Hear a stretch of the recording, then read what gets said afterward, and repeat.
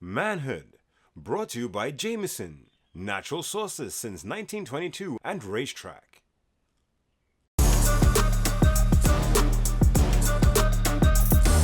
Thank you once again for joining us on Manhood. It's a conversation like no other.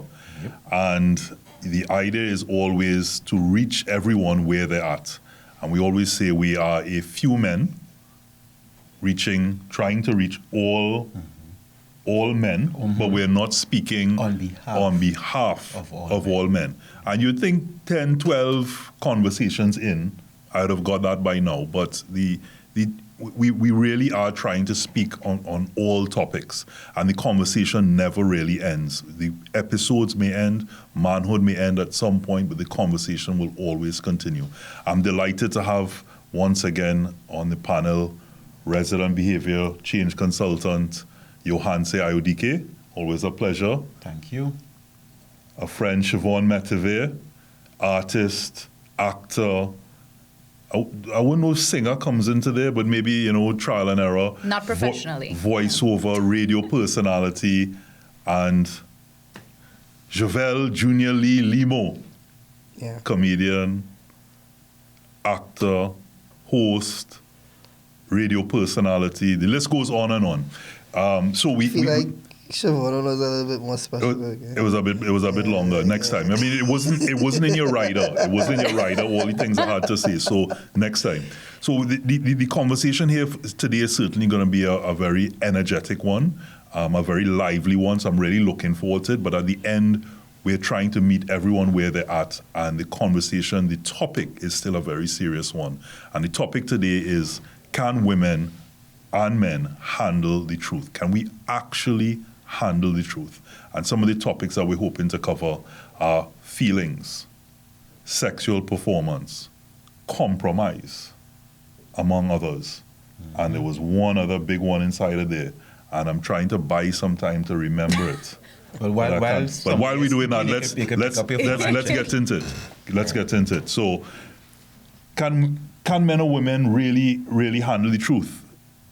And let's start off with feelings. Like if you really say how you feel about a particular situation, or how you're not feeling about a particular situation, because you may start one way and things die off. All right. Well, I'm going to throw something out first, right? I think that men could handle the truth more than women. Right? Let me tell you why.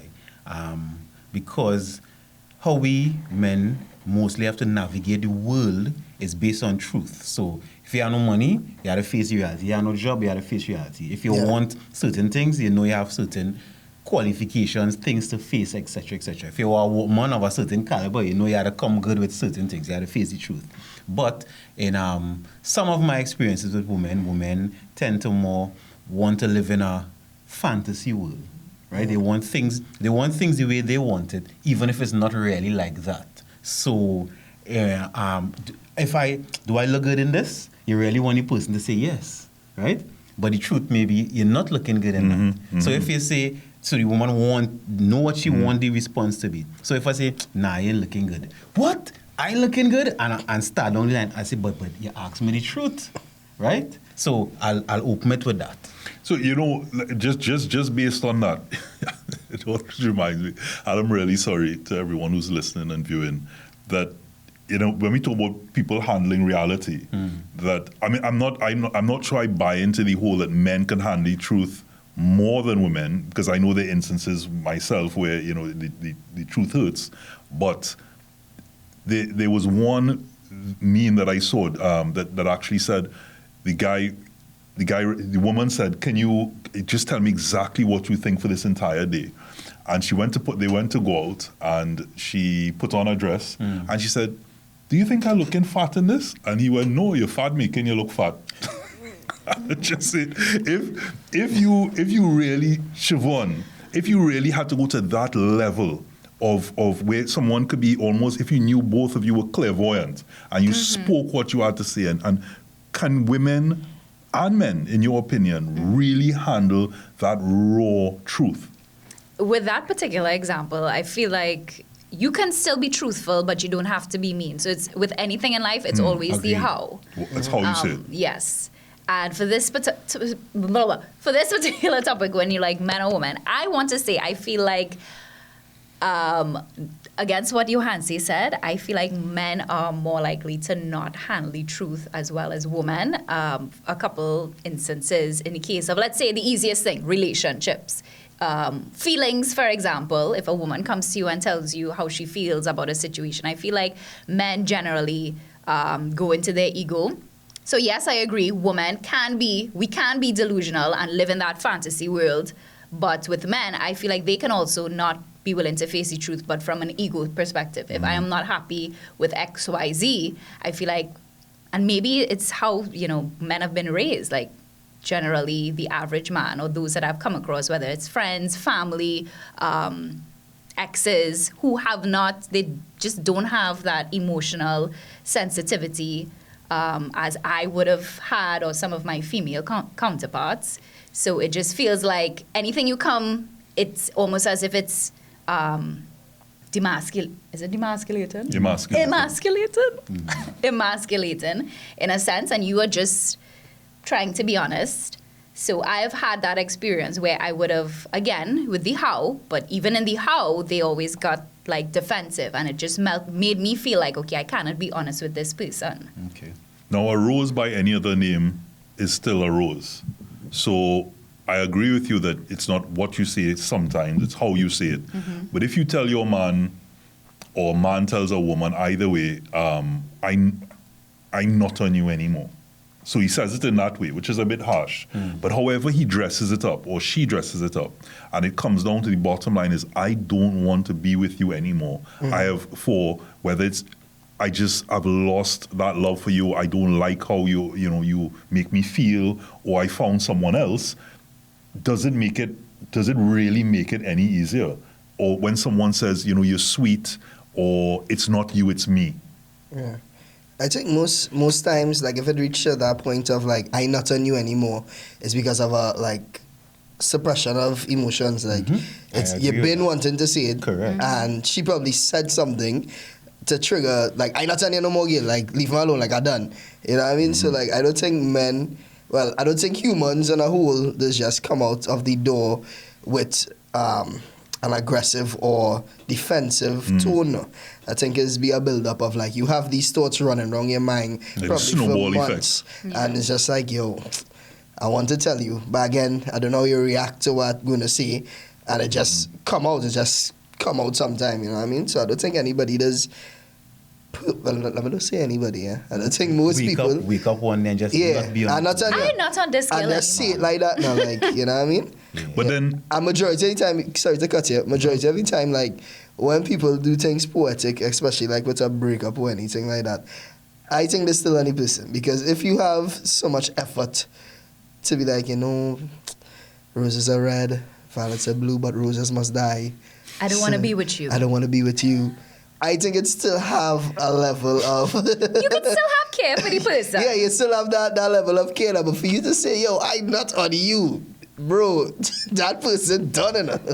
So the irony is that the fourth thing, remember I said we want to really present four things here. Mm-hmm. Yeah. And the irony is we spoke about feelings, I said sexual performance, and then compromise. And the fourth one was actually breakups, which all ties into feelings. Mm-hmm. Yeah. And because it's such a major one, and breakups can come in all shapes, forms, and sizes. Mm-hmm. And we speak about the fact that someone's breaking up can be connected also to someone's love language. Mm-hmm. And you're not wanting to say something instead of the snowball effect while it's happening, while we're rolling at that particular point. If you say certain things at that point, maybe you can diffuse it. In essence, if something's going to happen, it's going to happen. I mean, whether it happens now or happens 10 years from now, if it's destined to happen, it's going to happen. Yeah. But maybe the sharpness of it, maybe the residual feelings or the resentment may not be there, where people can possibly be friends, if they have a breakup. So the love language is, if you're feeling a particular way and you're saying, listen, this woman, like you mentioned about ego, because men are really a lot based on ego, you want to be touched in a certain way. More than women, right, driven by ego, right? That I would leave that for you to talk about, ego, because men are mostly about ego, and if it is that you're in a particular where you want your love language might be to be touched, and that's not happening for you, or you want to get a certain pleasure, and that's not happening. You might build it up like, okay, well, what's the bigger picture here? Or I could put that aside, or, I'm not going to bring that up now. Or sometimes I might step out in order to get it because I'm tired asking for it at home. And then it reaches to the point that, like you said, one day something happens and you just turn around and be like, gone from here now. Yeah. Well, I think the progressive aspect of it, because as Gervail was saying and you were saying, it's not just you just come up with it. And I think truth should be, and I'll tie it in what Shevonne's saying in terms of respect. If every day you see something that you may not like or you disapprove of, you could say it because in that moment, let's say it's a small thing. And because it's a small thing, you don't have that much emotional charge. Could and should. Could and should, right? I using that because you could be triggered by something even outside the relationship. But if that one moment you're able to say, baby, honey, I don't like this, right? That's day one versus waiting until day 100 where is this build up. And that's where the truth is because, again, we could question whether men or women could handle truth better. But Shevonne, you were saying based on the person's upbringing also, right? How emotionally mature a man or a woman could be. And I mean, I'll come with that ego with men and women a little later, but I really think is in each moment, every day, to tell small truth, to be truthful, so it wouldn't build up, so it come out in that disrespectful manner. But you don't think like telling small truths on a daily basis can actually make your partner feel like, you just have a problem on the whole with me because it's every day something? Like just say you say, man, but you don't like your girlfriend leaving a shoe by the door. Like, let's use that for example. And let's mention that today. Hey, babe, I really don't like when you leave that shoe by the door. Then tomorrow, you don't like when she put the key on the rack that a certain way. Hey, baby, the key on the rack? That is something about that. And they keep doing that for 100 days. Now, this person going to feel like, so it's every day something with me then. You have a problem with me then. What is it you like about me? Well, then what you're saying is two things. One is, in the first stages of any relationship, you have to do things like that. Yeah. Right? I remember the first year of marriage is really, I like this, I don't like this. I like this, I don't like this. This up and down until you find out. Because you're building to live with someone. Right. And let me say, even outside of marriage, boyfriend and girlfriend, or you're now getting to know each other, you would say the things you like, you would say the things you don't like. So then, what you're saying is, one, we should also balance that truth with positive things. Right? And that's what I'm hearing, and I like that. And then two, the reality of any relationship is, in the first stage, you really need to go through these things, Because maybe now we're thinking it's the first stages of a relationship, and maybe let's call it the honeymoon stage, but maybe the honeymoon stage is a facade. Because we really should be saying in those early stages, I really don't like this thing. See, that's putting up with whatever. Yeah. Because you want to get through this visit. I don't want to. I mean, this is as always. It's very good convo, but we're speaking a lot specifically about relationships. Yeah. But the context is men and women. So it could be your female friends, it could be your colleagues, it could be your sister, it could be your mother. But generally, can a man or woman handle the truth? I mean, and yes, because it's both genders, you want to ask, who can handle it probably better? And you answer presence by saying men can handle it better. I didn't get the feeling, Shevonne, that you fully agreed with that. I don't fully agree. I think if we have to really get a more extensive answer, I would say it is subjective to the person, because I've seen both instances where women handle the truth better than men, or they didn't handle it better than men. But I guess for this conversation, if I had to go with the easiest answer, the quickest answer that comes to mind, I would say men, and that would have been based on what I have seen, what I've experienced. And I know you have some things to say about ego, male and female ego. So even if they're both the same size, I feel like men are more driven or would react with their ego than women. I feel like we kind of suppress that, or you know what I mean? Does it, if we're talking about male and female egos here, are we saying that it depends on what is attacked? for example, Okay, if the male is being attacked based on his masculinity, or if we go back to the innate Neanderthal approach of men being the hunter and women being the nurturer, if you attack a man based on that aspect of it, like, you can't provide and you can't do this, whereas if you may say the same things to a woman, her reaction might be different because it's a different subject. But if I now attack her on your bad mother, then you might get a bigger reaction, like, And so as Shevonne said, it's based on a person as well. It's based on your maturity level and the relationship you have with the person, whether it be your aunt, your sister, your cousin, or a partner. It's a certain things that men identify strongly with, like, as you said, providing. Like, I'm a young man and I identify strongly with providing. Like, if my mother ever say, like, because my mom live with me, like, if my mom just say, you don't have it, like, the bills, like, You can't mind me, you can't take care of that me. will rip me apart. And even when I'm in a relationship, like, I tend to, like, don't pay for that. Like, don't do that. Like, I have it. That's only because there are certain things where, like, you identify with. Like, as a man, I feel like I have to do that. That's just my role as a man. So if somebody attacks that, naturally, you'll respond and you'll feel like your ego is hurt. You're a journalist. If I come and I tell you like sports, I say, but Robert, you know about sports. You're not good. You gotta be like, I don't know about sports. I see sportsman. I like the imitation too. I see sportsman naturally. or I might agree with you. I might say, hey. Or you can be mature enough to be firm in yourself and just be like, cool. Like if somebody say, hey, Junior Lee, you're not funny on stage. Cool. Because like, I you make know, money doing it. Like, I good. Like, so and it's this cool. is your area of expertise. You're not going to let somebody who doesn't know what you do and what it takes to be you and be in your position tell you. Anybody could say anything. It's how you let that, I guess, affect you. So if I tell you you're not funny, right, that's just my opinion. Yeah. And opinions are like everybody has one. So I'm saying that. But that's the same thing in relationships. Like your partner could have an opinion, and that don't necessarily mean that is the reality. Like I have an uncle. He's been married for years, and his wife told him something a day. Oh no, actually that wasn't my uncle. That's my father. His wife told him something a day, and like rather than arguing with her, he said he sat down. He let the day pass, and when he woke up in the morning, he said, "Hey, what you tell me last night? That is not me. Like you said that out of anger, and that is not who I am. So you're painting a picture of me in your brain that do exist." And like when they had a conversation, she said, "Yeah, I really just said those things out of anger. So you as a man and as a woman, you had to know like, all right, this person is angry, so they're talking out of anger here. So I just go in and allow you to speak out of anger. And like with my, should I say that? In my relationships, like Though it's all confidential. yes. It's between four of us here. So like in my relationship, like just recently I had an argument and I was beaming on the phone.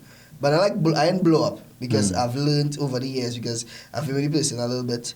So I've learned I don't have to blow up. I don't have to I don't have to be like that. But I was calm. I was like, I don't appreciate this. And within me being calm, I said some things, but I said it calm. And she was like, you're saying those things because you're upset right now. And normally that would trigger me and this could turn into a big argument. But I'm not going to allow you to do that today. And a day after, I revisited what I was saying, and I was like, yeah, I was really just saying those things because I was upset. I was really upset because I already get my points across. But hey, I find you're not really bothered by what I'm saying. So let me amp it up a little bit with my words. So what is the root? Is what you're really trying to get to. So that might have been a trigger. Yeah. But the root could have been the fact that you just don't like how she reacts or not reacts to a particular. We have to take a short break. A lot of good convo here. Yep. The topic: can men and women handle the truth?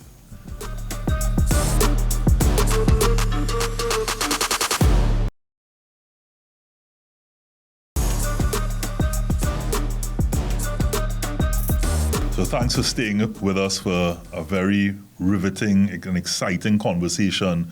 One that can really bring about a culmination of most of the conversations that we've had. What can men and women handle the truth? And there's so many areas: feelings, compromise, breakups, which ties into feelings, and sexual performance. Sexual performance being a very, very big one. But before we went to the break, Gervail was making a really good point about conversations that you have, and is in an argument, is what you're actually discussing or arguing about, is that actually what's wrong? I mean, it might be a small part of it, but sometimes what is the root cause, the deeper meaning behind someone leaving their socks there? Because if everything was perfect, would that really make a difference? It might be you feeling disrespected, you're feeling that, I just cleaned the place, you don't love me anymore, and it's all of these things, that snowball effect, because we might not be seeing these small truths. And as Johanse pointed out, even if you're giving these small truths, not only it's a matter of how you say it, but also the affirmations that you give along the way with that small truth that allows them to say, you know what, leaving the fridge door open, I understand why it might be a pet peeve. It's not something, whether it is a pet peeve or not, it's out of respect, like, is it really taking anything out of me to close the fridge door? Because actually it does waste energy. Am I doing this to be antagonistic? All of the, and why am I doing it to be antagonistic? Am I trying to also get attention? Or is it just me? Or is it just me? Correct. So when you do your own introspection, and some of the things I realize in an argument with anyone or any sort of heated discussion, when someone's at 80, you cannot be at even 30. There's the 80-20 rule. There's only 100%. So if you're at 80 and somebody's at 30, then there's clearly going to be an imbalance. Yeah. So if they're at 80, you need to be at 20 at the very most. And that comes with waiting. So when you're writing a letter, for example, or email at work, and you want to send it to somebody, and you have all this pent-up anger, and you're saying all of these different things. Sometimes, apart from grammatical errors, when you go back and you say, oh, wow, but it didn't punctuate this properly, you may realize that I don't want to send this anymore because you've come down. And looking at that and having that pause, being a bit pensive sometimes in your actions, taking a moment. My grandmother would always say, put your brain in gear before you put your mouth in motion. May help diffuse some of these things, but in diffusing it in an argument doesn't mean to suppress. You just choose your battle. You choose if it means enough to you, because you might realize these socks don't really mean a lot to me. But if it means enough to you that you realize, listen, this could start to degrade or pick away, or you're chiseling up, little bits at the relationship. And women, as you hear in relationships as well, in that suppression, reached a point that there's of no return. They've suppressed so long that by the time you realize, oh, this is happening, or that's what you meant, baby, done. In her mind, lock off, looking at that next man. So I think women are really good observers. And I've come to the realization that people don't necessarily do things to be malicious. You leaving the socks where you're not supposed to leave it, leaving the fridge open, you're not doing it because you want Not to always. bad mind me. Not always. I mean, well, this is granted you like the person and you love the person you're being with. I would hope so. I would hope so, that right? you're not intentionally being malicious. But if I have communicated to you that I don't like when you leave the socks, or I don't like when you leave the refrigerator open, and you repeat it and it continues, that's when it becomes problematic to me, because I've expressed that I don't like this. So then why do you continue to do it when it's a simple thing? And I ask, Not simple, but go ahead. well, I feel like it's a simple enough of a habit that you could just break. So I had that conversation with You could just someone. what? Break? Simple habit. I see. Okay. Go ahead now. Go ahead. Of leaving. What's A little happening awkward right pause now? there, but okay.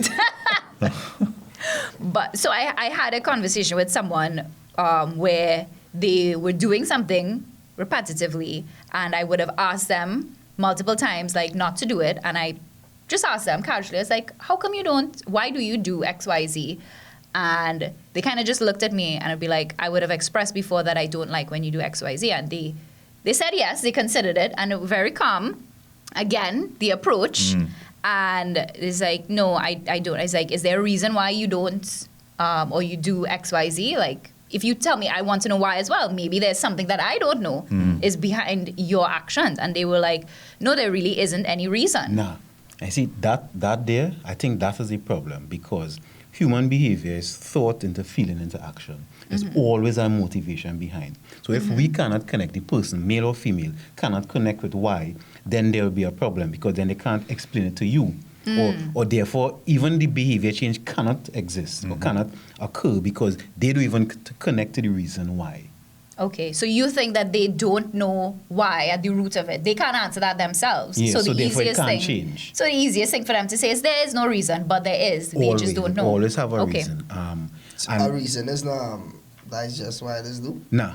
No. No, well, Okay, I can so, accept that. So, for example, when you say there's always a reason, let's get specific. So, if the action, because with you getting upset by it, you can also look at a different perspective and say, does it really bother me that much that I'm going to cause a big issue about it, right? But in terms of the action having a reason, so leaving a fridge door open, my reason behind, so there's not no reason why I leave it open, is because I'm telling myself, whether consciously or subconsciously, I'm just going there to get this glass and I'm going to come back and put it in there. So that's my reason. There's not a reason why I'm doing it to annoy her, even though she's mentioned it several times. But then But you're not doing it to annoy her, right? But there's a reason why I'm leaving it open. The reason why, as you said, because you're just going somewhere close to just get the glass to leave it open, right? Let me go back a little bit to what you all were saying. Emotions, you're saying, in terms of when you're angry, sometimes the emotions, you say things and you want to know why, and you explained you wanted to get a certain reaction or you wasn't getting a reaction. We human beings are so complex, Sometimes we don't understand how exactly complex we are. And if we go with a simple concept of thought into feeling into action. I listened to a lecture recently that says they were explaining exactly what emotions and feelings are. And one person said, and it resonated with me, is that we experience so much stimuli, right, that your brain sometimes cannot process it. And a feeling is your brain's summary of what's going on. So when you're happy, it's because so many things happen, your brain just says, okay, just get happy, sad, angry, etc., because I have so many things going on. And I sat and I thought about that, because even in a relationship, we talk about the socks. The socks means something from childhood and thing, and so many processes happening. And then me leaving it there means so many things. So in my one action, it have, let's say, 10 processes. And in your observation of the action, you have 10 processes. If we don't take the time to really connect with it, and that's why I was saying in the first stages of a relationship, why we should be just open about everything. This is why, and this is the reason why, to even connect with it so that we could understand each other better. Now, I don't know, I could put in a little bit of biology there and say, because of how men make up and how women make up, we could interpret these things differently, and how men process emotions and how women process emotions differently also. We spoke about that before. But I think it's a lot of understanding yourself first, right? Understanding your truth, knowing what is your truth. Because the fact is, I like to leave the fridge open, right? Because you have a logical reason. It mightn't be logical to someone else, but that make the most sense to you, because why I taking the energy to close the fridge and open it back? Can I take that a bit extra further? Okay, you do that, but then you forget the fridge open. What if that is what happens in this scenario? That is what gets me upset. The fact that you do that, I understand the logic, but then you are the type of person, you're very forgetful, and then 10 minutes after, while you go on and eating your food, you say, shucks, I forget the fridge open. So much so that's the habit. I have done that already. So, right, but then I'm saying, so if you know that you'll give me a little chance. No, meaning like I'm a leave it. So if that is what happens more often than not, then why not go to the root of that, which is just close the fridge to begin with? If you know you're going to forget it, things are to defrost, then why not just close the door? But I'm not doing it to annoy my partner. Even though I know it does annoy her, I'm not consciously doing. My reason behind leaving it open or even forgetting is not tied to annoying her. whether I like or not. No, I just want to touch on the fact when you mention if you love someone or you like someone, you wouldn't do certain things to aggravate them. That's not true. Because if I'm looking, as Gervail pointed out with regards to what he really wanted, even in the argument, is to be recognized in specific ways. If I'm having, that bout of silent treatment argument, and I know, okay, you know what? There are some buttons I could touch here, right? I'm going to leave the fridge open. I'm going to leave the drawers on the ground. Yeah. You understand? Oh. I'm going to leave the tap leaking. My thing is, it's something to get a rise out of that person to get a reaction, which brings me to where I want the basis of the rest of this manhood to go. We talk about breakups and sexual performance, and I want to presence it. When men have breakups, and men and women, and we speak about men and men, women and women, just talk about the gender, and even that might be a touchy subject, right? For all intents and purposes, male and female. And we speak about, you always hear a woman, when she reaches to that point, can make the cutoff. She may cry for 6 months, a year, whatever the case may be. This is not a generalization. This is just based on some of the interactions that I have seen or heard or in research. Whereas a man tends to linger based on that ego, always thinking to himself, it's not really done. Or they could be attacked back, or she will be remembering how I handle the scene. All of these different things. And in that tying in, what you find that you see men do in certain environments is that they keep prodding. If they have a breakup, they will keep doing things, and instead of going to the woman and saying, okay, well, it's done, I move on, I loved you, all of these different things, you tend to do certain things that are antagonistic. So if it's you have children, you may do things to, and females, because I remember a story you gave me, where you do things to ensure the man doesn't get, the woman doesn't get some, whether it's money, or you tell her just really vile stuff, and you think that you're doing things to get a rise out of that person, and it's almost sick in a way that in trying to get the rise out of her in a negative way, you think somehow that's gonna bring her back to you, and I don't.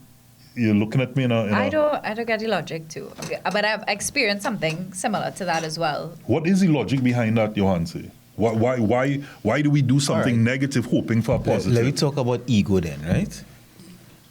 Ego, and I'm open to interpretations here, right? Ego is something that always wants to be recognized and always wants things his or her way, right? Let me go with ego. No matter what the world is, I want things my way. I want people to see me. I want to always be the quote-unquote best. It's always about me.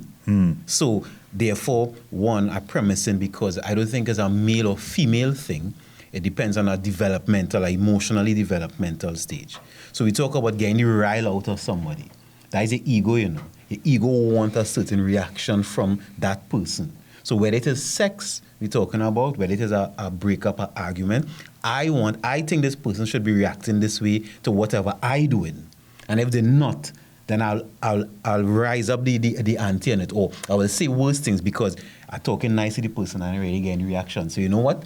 Forget you thing, I leave on the socks just in case. And you know what? The ego feel good because the person now getting a reaction. So even though it mightn't be a positive reaction because your ego still feeling good, boy. Yeah. I get this person vexed. Yeah. Well, I get this person to react a certain way. I get this person vexed. It's more like I get this person to understand where I'm coming from.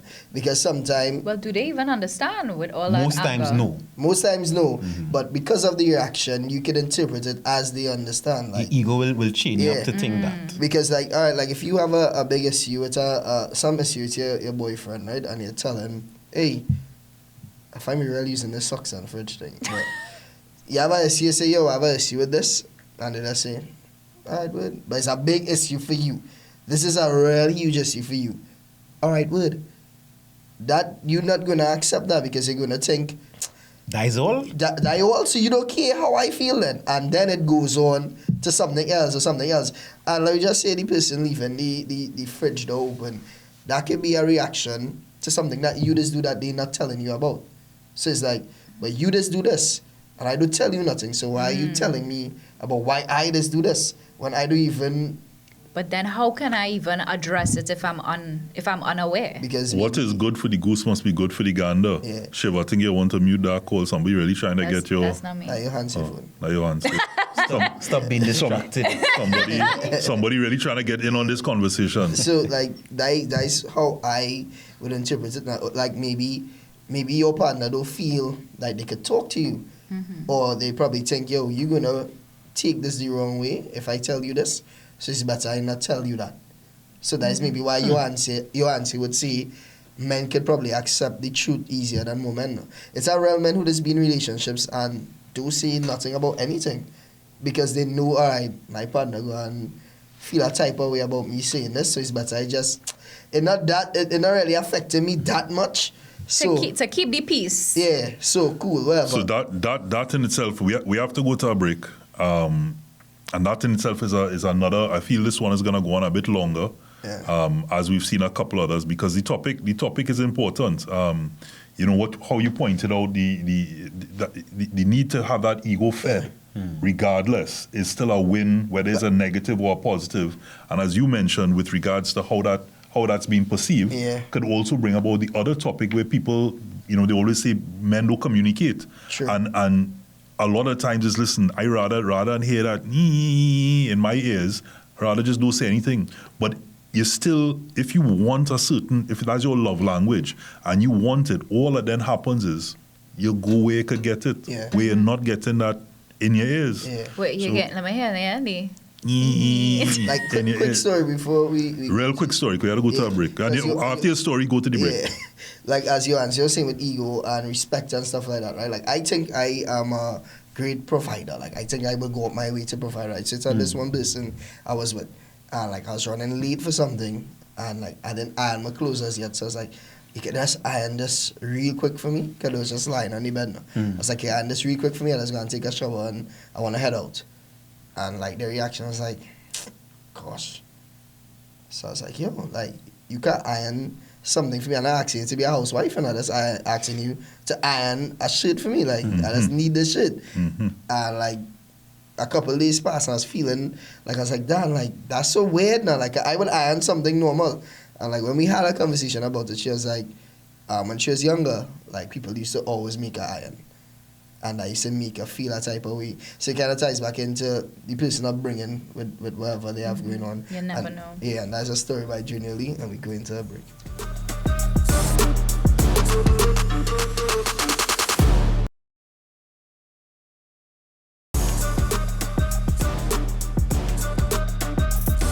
Welcome back to Manhood, folks. Thank you for joining us. I am Shevonne. Thanks for having me. Yes, I am the only female on Manhood, but we're having some good conversations, and I think they're very necessary.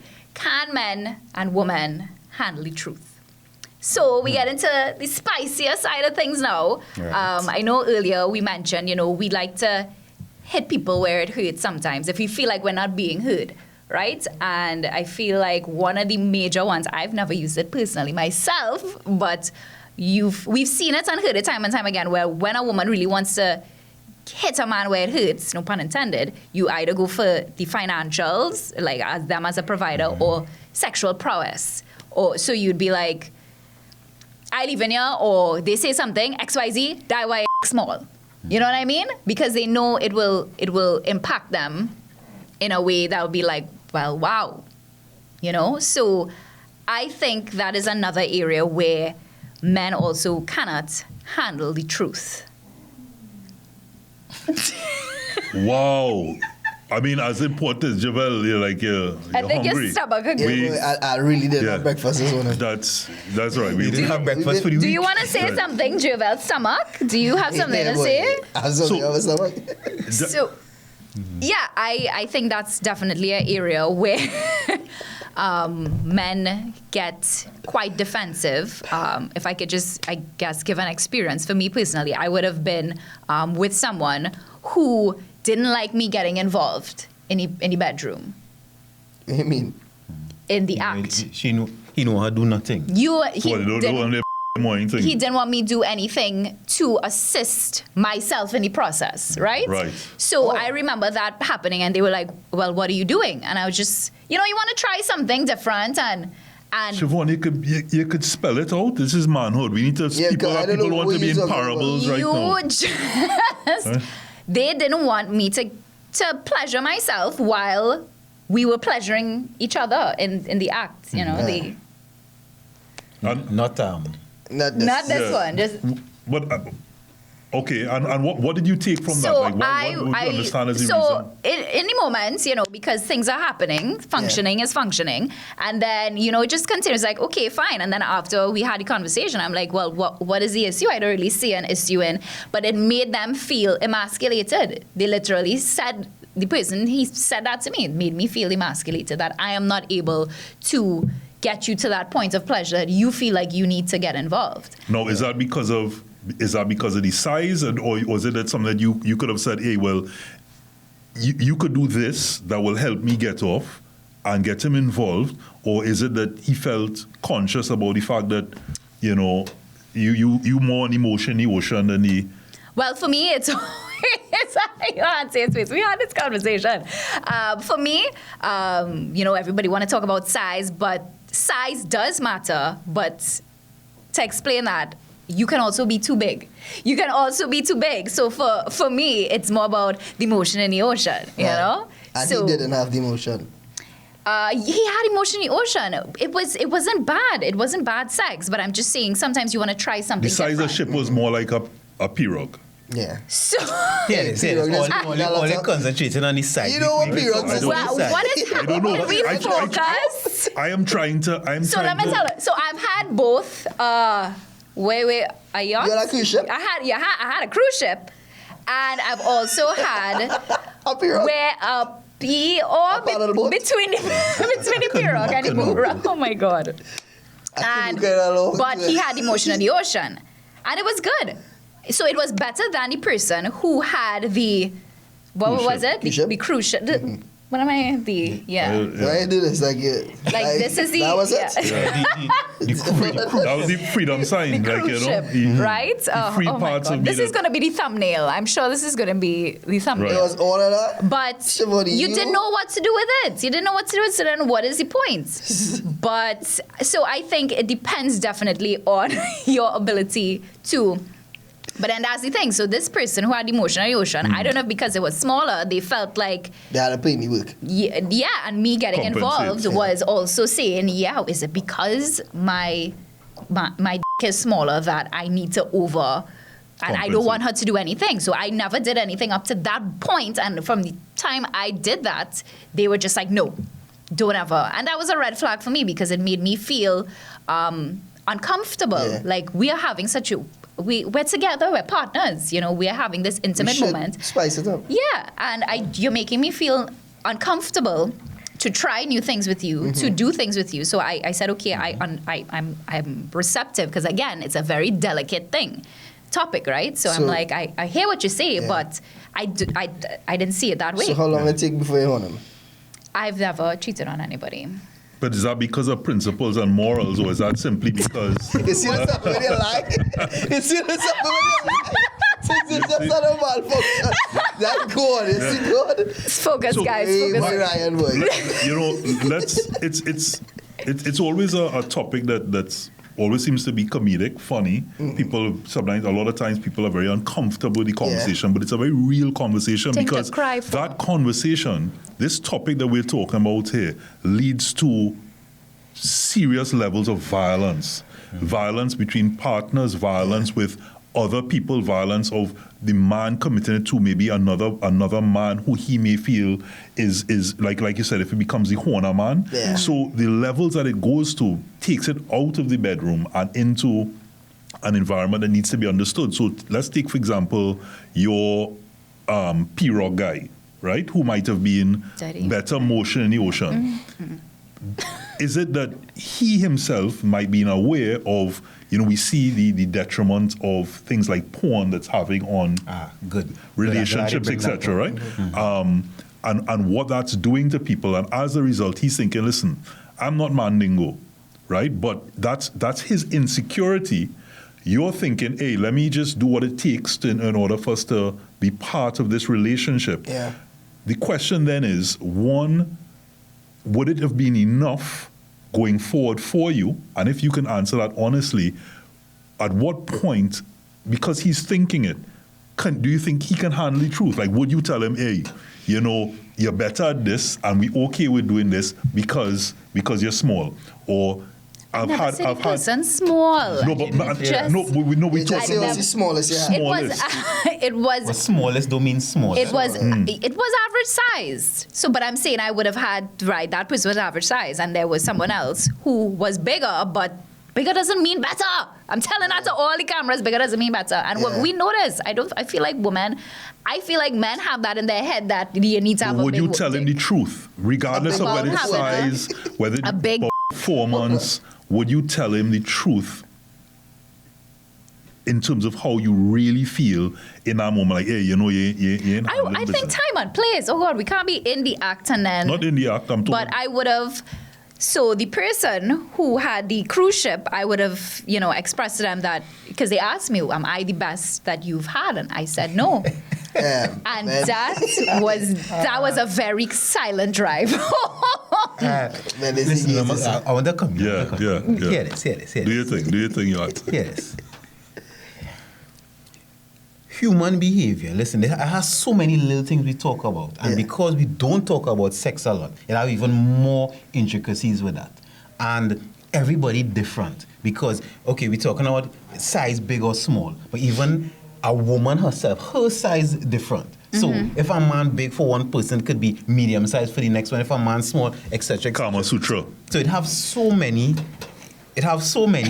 different dynamics. So that's why when we talking about coming back with the truth of it, right? The truth is, can men or women handle the truth? I think my conclusion is it's really not a man and woman thing.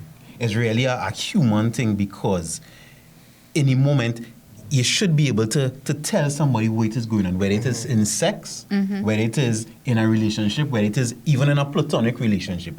Just to be able to tell a person, but to be able to tell that person what is really going on, you ought to know what is going on with you. You ought to know why, if a woman touching herself during it, it's doing something to me. The man who had the cruise ship, he probably know he have a cruise ship. So in his mind, every time it had to be, so that way even asking, that is the best he ever had, right? So it's even understanding yourself, understanding the truth of yourself, that you can be able to stand up on it. Like Gervail, what you're saying about, you know you're a good provider, right? And like we say, your market is, I could provide $10,000 in resources every month. No matter if somebody say, well, you're not a good provider, you know, I could provide that 10,000. Yeah. So you could stand up on your own. If you're a journalist, we talk about a journalist. If you know you're a good journalist, no matter what the person say, you could do it. Now, sex is a little different, because sex is something you're having with someone. So all these skills I may know with Susie, when I reach Mary might have a whole different thing. So you could be an expert with Susie, but you're not an expert with Mary. So to be able to listen to Mary, to hear something, I think that's the part about handling the truth. And I was going to say, like, that man is a mad man. The man who had a problem with you doing your thing. Because, like, if you with somebody as a man or as a woman, like, you need to understand, like, yo, this person like this, or they don't like this. And you had to have that conversation, or like, I just know my dingo, but I just listen. Like, no, I know what will work for my partner. Unless if it's a one jam with somebody, then no, whatever happen, because it's a one jam. But like, if it's a partner, like, you'll have them kind of conversations, like Dan, you can't make my with your Pirog. with your pirog. And I tell myself. And I need to tell myself. And I can tell a girl, like, you don't really do it for me now. You have to do this to get me there. And communicate. And but most men don't really care. Like. And just to put it out there. Well, I guess if we go with men and women, the truth, I would say a lot of men just don't really care. So therefore, I would say a lot of times men could handle the truth. Yeah, men just want a job, really but that person with the pirog, they also put they focused on their climaxing. You know, a lot of the time, me climaxing wasn't a priority. If it happened, it happened. If it didn't, well, you know. But then I was with a partner who, that was the main goal. You need to feel, as in me, Shevonne, I'm like, what? What do you mean? And I'm feeling like, you know, I've never felt this way where someone was so attentive. It's like, do you like when I do this? Or I realize you like this, so I'm gonna do this. Or not necessarily like we didn't sit down with notes or whatever, but it came up in conversation. Be like, find what kind of action there. Like, what? Good. You remember. I can remember, man. I just wonder because we come into the end of this conversation, and it's a very intense one, and I want to bring it back to this show's title, Manhood, Better as Brothers. It's about coming together, community, to be able to reach men and young men where they're at. But there's also the other meaning to manhood. And that is where you get anyone, any man, regardless of whether he's strong, whether he's in whatever capacity, that's where you hit them where it's hardest. Mm-hmm. And men, I always remember, men also use that against other men to be able to say, hey, I handle a woman, even if one a man. In he want to make sure, like you said, asking you, is he the best that you have? Yeah, but because he I remember this joke where a man says to another man, hey, those women saying you're small like a Tic Tac, and he said that why your mother breath smells so good. You understand? Yeah. So again, is that a quick wit, but it is the attacks that we use, and it's always based on your genitalia. So, but Robert, you gotta be self-aware as a person. Like, you need to be self-aware. Like, Dan, it's not no go. So if you tell me, yo, Junior, you have a small boy, yeah, good. That's what you're born with. Yeah, what am I do? You are not insecure about it. Yeah, but add something to it. You're not funny. Okay, that's Okay, your cool. opinion. You ought to know, and you and your partner would know, yo, yeah, like that. Am I having sex with you still? Yeah. So then I see how do period- you? But yeah. women, If I wasn't chef, and I be making jokes, I see Pirog man. Yeah. Look, the Pirog man come to fish, let me fish. Like you wanna be so. Yeah, I agree. Bro, I agree. You gotta understand as well, right? Like, it going to have men who could real jam, it going to have women who could real, it have ladies who could do things chef wouldn't even dream about doing, and men, like women have that same, I sure women probably have that same thought as well. Like, it going and have women who can really get on bad, and your man probably had, like, I had partners in the past, like my girlfriend, she would have had partners in the past as well. So they probably did things that I probably wouldn't even think about doing. But I know I had women in the past who do some things that is like, yo, Like what? it's hardness out here. You understand? So like, and then it comes down to compromise in a relationship. Like, you're going on, it's like you make compromise. you can make a choice. Like, this man can real jam boy, but everything else is and now you have to make a choice. Do I care for sex that much? Where it's like, yo, yeah, I go stay with this person because he can real jam. But keep in mind, in a couple of years, this going to die down. Might die. Or you're going somebody who real loving, caring, but the sex kind of normal. Like, that's decisions you have to make as men and women. No? Do you know my life? I don't Yeah, understand. Like, it's as some men speaking to me. It's as some men who, most men want to jam every day. Like, most men don't mind jamming every day, but it rare meeting women that want to have sex every single day. So you have to make a choice. Like, do I want a woman who will give it to me every time, or do I want a woman that will give me peace? And that is a decision you have to make. Or both. I prefer peace. Like, I can- can you have both? I can pelt but I cannot pelt peace. Like, I need peace. Like, you know what I mean? I just have a lot going on. Pelt peace today. Yeah, I can't pelt peace at me. I just have plenty. You could going get peace. I could get peace. They could get peace. I can get peace every day. Yeah. I can jam But you to mightn't feel at peace. Yeah, like, all right, you feel good for however long the sex lasts, then you're driving home like, yo, I know jam this year where this real weird for me. They're not unnecessarily a partner, but go ahead. Yeah. I want to present something. I just said that, Junior. We have, like I said, we have to wrap up, and we haven't even gotten the part of, we talk about size and all that, but can you finish the race in terms of you could be, or these songs like back in my day with Patra and Lady So and Tanya Stevens, thinking talking about 1 Minute Man, and people again, and I wanted to talk to this, Johanse, about the presence of porn. And what porn is doing to our society. But like I was telling you guys, I had a very deep conversation with a friend of mine, and part of what he said, and I want, and this is something to look at, and I want us to talk about in another conversation with manhood. When he spoke about ejaculation, when someone feels that, listen, I want to be a player, or you're masturbating and you're doing these things, the presence of what you consume and what your body, your sperm, is the finest and the most powerful part of a man, right? Human nature. This is the ability to be able to procreate and create life. When you dispel of that, what you're doing, if it is your body is telling itself when it releases, hey, I am spreading my seed here. If you're giving your body that on a regular basis and that's happening, and it's not happening in the environment it's supposed to happen, or it's not actually doing the function it's supposed to do, as you start to get lazy, you're now telling yourself in many ways, like, hey, I'm a king, I could relax here. And your body, basically what you're doing is you start to weaken your body. Based on that, as opposed to putting your body in a certain element of survival mode, that when it comes to it and you actually are there to say, have that intercourse, that moment to procreate, you're at your most powerful. So you're actually doing yourself a disservice by just, to quote my good friend here, pelt as opposed to really to understand. There's a whole deeper meaning into that. But again, we don't have the time here today, but I really want to hear Johanse's take on the impact porn is having on our society now, and your final thoughts, if you can use it in there as well, to talk about why we simply can't handle the truth. Like if a woman really said, it's small, but I'm willing to do this.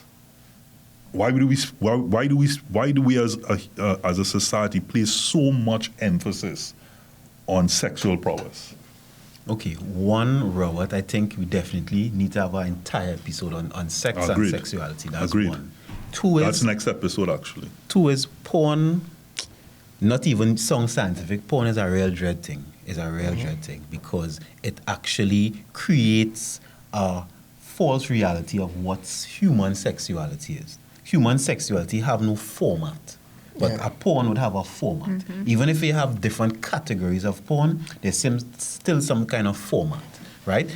How I feel to have sex Monday could be different how I feel to have sex on Tuesday, right? What I feel to do Tuesday morning might be different from Tuesday evening. Sex and human behavior is such a dynamic thing. So porn puts you in a kind of category where you think this experience always have to be a certain way.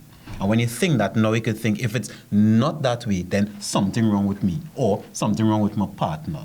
If in a certain episode you watch the woman or the man reacts a certain way, right? And it's not only a male thing now because many women watch porn also. And so if my man didn't react a certain way when I do certain thing, it could mean something wrong with me or something wrong with him. So I'm saying porn is a dread thing because I remember my own life, when watching porn and then coming to the realization of what sex is, I remember it was a stark difference. And it didn't make sense to me at first because I thought, well, you watch something and that's how it's supposed to be, and you watch enough of it and you hear enough people talk about it, then it's supposed to be this way.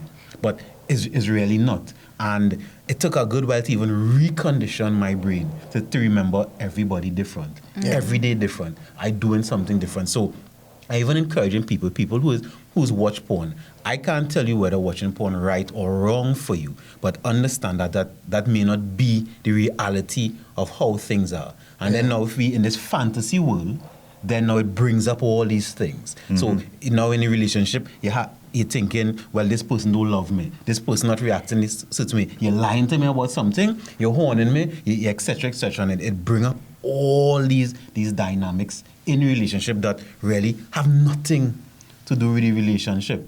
So I'm saying, and then now we come with handling the truth. You handle the truth of what? The truth you create in your mind comes from something that's not even real.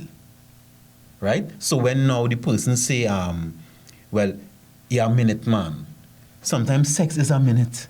If you understand what I'm saying, sometimes sex is 2 minutes, sometimes it could be Chef, an you hour. agree? Sometimes sex is a minute. Yes, unfortunately for me. Right? So sometimes it is what it is. You and that person, you don't even know the different things you're like if you're not honest with each other. I could tell you that. So you like me to share stories. Sometimes I just want to be inside and just don't move. Yeah. I just want to soak. You just want to feel it. Soak, You want to soak it. Yeah. Right? It's just like a spa, just go in there and relax myself now. Right? But that is somebody else made me, nah, you matter what? You had to be thinking and you had to be wherever it is. So is really based on, can we handle the truth first? We have to discover the truth of ourselves. What it is you really like. If it's porn you're watching, you have to tell the person, well, I see this on porn or whatever, so the person know where you're coming from. If it is you talk with your girlfriends or wherever it is, I hear this is what I really want to really just say the truth about what it is you want. You know, something that Junior, is, I only say that because I want him to finish his closing thoughts, because what you're about to say, I want that to be your closing thoughts, as we have to, there comes a point that we have to, we have to disconnect. stop doing that. That's my thoughts. Is whether or not is based on. Let me go this. Can we handle the truth of ourselves first? Yeah. Before we start to study whether this person can handle it or not, sit down and really, this is what I want in sex. This is what I want in a relationship. This is what I want in a platonic relationship. Really be honest with yourself first. So now when the person even asks why does leave the fridge open, why does whatever it is, you already sit with yourself. So you can say, this is the reason why. So the person could understand you. Therefore, they can actually decide whether I really want to be with this person or don't want to be with this person. Yeah, makes sense.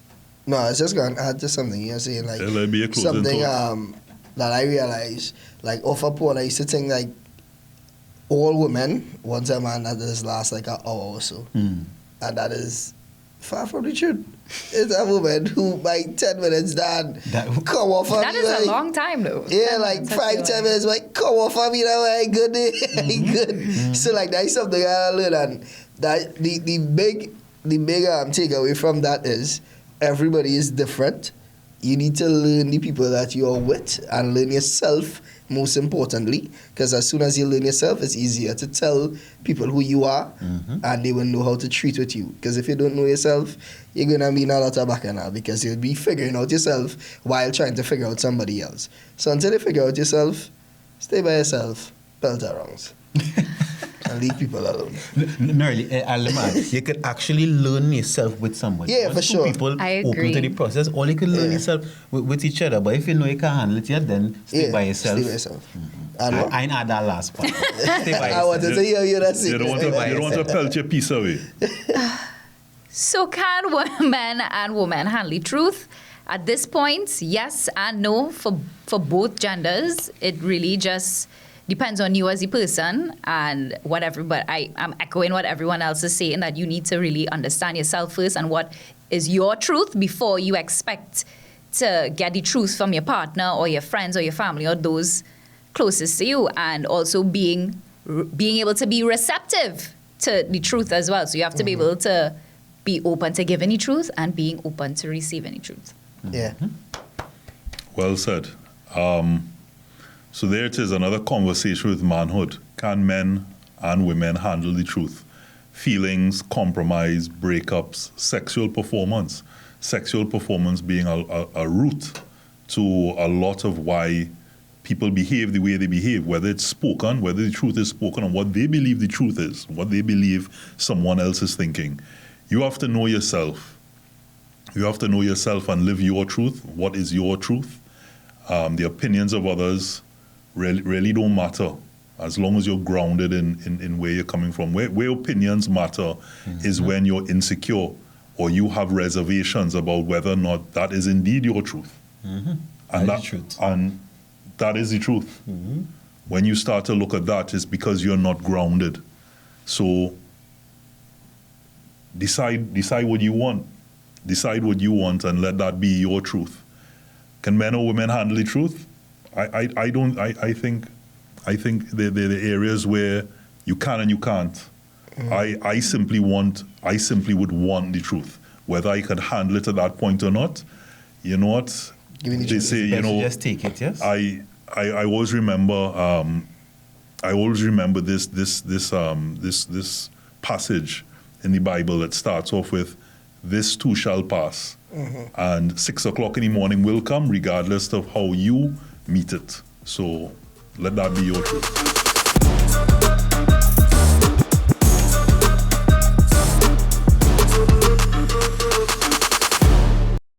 Manhood, brought to you by Jameson, natural sources since 1922 and Racetrack.